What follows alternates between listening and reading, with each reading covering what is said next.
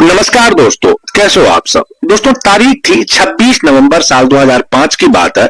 रात के तकरीबन 2 बज रहे थे और उसी वक्त गुजरात पुलिस और राजस्थान पुलिस ने मिलकर के अहमदाबाद जिले में एक गैंगस्टर को मौत के घाट उतार दिया। इस गैंगस्टर का नाम था सोहराबुद्दीन शेख। गुजरात पुलिस ने दावा किया कि सोहराबुद्दीन नाम का यह आदमी एक खूंखार संगठन लश्कर तैयबा का आतंकी था, जो आईएसआई के साथ मिलकर के गुजरात के मुख्यमंत्री उस वक्त के नरेंद्र मोदी की हत्या करने आया था। लेकिन एक दिन दिव्य भास्कर अखबार के पत्रकार प्रशांत दयाल के साथ दारू पीते हुए कुछ पुलिस अधिकारियों ने अपनी शेखी मारते हुए कुछ ऐसे राज खोल दिए, जिसके बाद इस मामले की परतें खुल गई।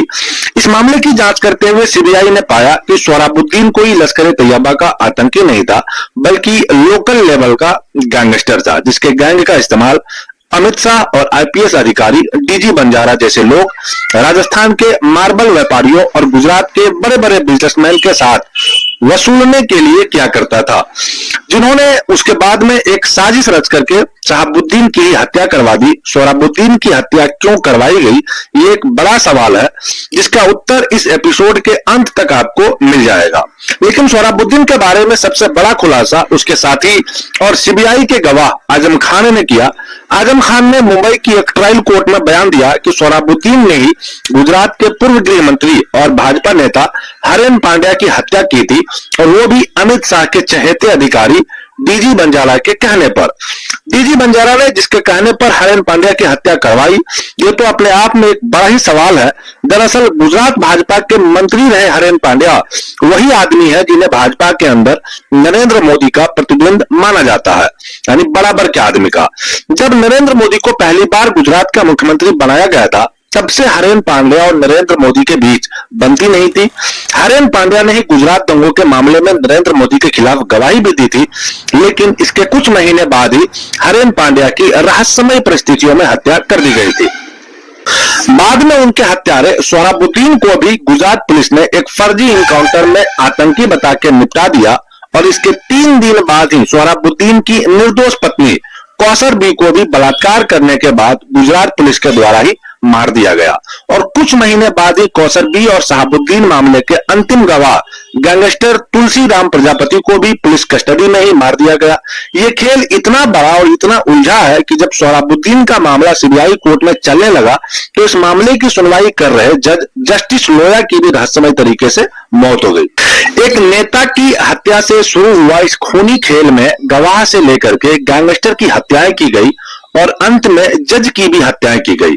इसलिए आज के इस एपिसोड में हम आपको सोहराबुद्दीन शेख की हिस्ट्री तलाशेंगे, जिसके बल पर बड़े बड़े बिजनेसमैन में दहशत फैलाई गई, उनसे लाखों की वसूली की गई, अपने राजनीतिक प्रतिद्वंदियों को निपटाया गया और अंत में उसे ही आतंकी बता करके निपटा दिया गया।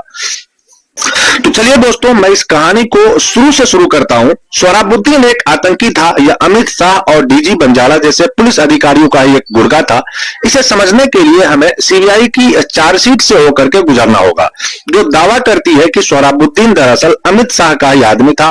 अमित शाह अपने अधिकारियों को इशारा करते थे, अधिकारी सोहराबुद्दीन को इशारा करते थे, और सोहराबुद्दीन इन पुलिस अधिकारियों के इशारे पर गुजरात और राजस्थान के बॉर्डर एरिया में दहशत फैलाने का काम किया करता था, जिसके बदले बड़े बड़े बिजनेसमैन से पैसे वसूली किया जाता था, उगाही किया जाता था।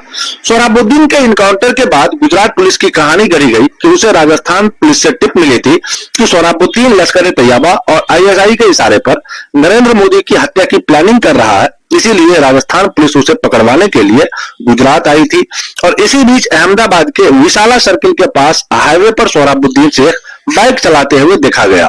पुलिस टीम ने उसे रोकने की कोशिश की, लेकिन वो नहीं माना और भागने की कोशिश करने लगा। उसने पुलिस पर फायरिंग भी शुरू कर दी, इसीलिए पुलिस को भी सेल्फ डिफेंस के लिए फायरिंग करनी पड़ी। जैसा कि कहानी पिछले कुछ सालों से आपको एक ही स्क्रिप्ट जैसी लग रही होगी। और शहाबुद्दीन को उसके बाद मार गिराया गया, ऐसा गुजरात पुलिस का दावा था।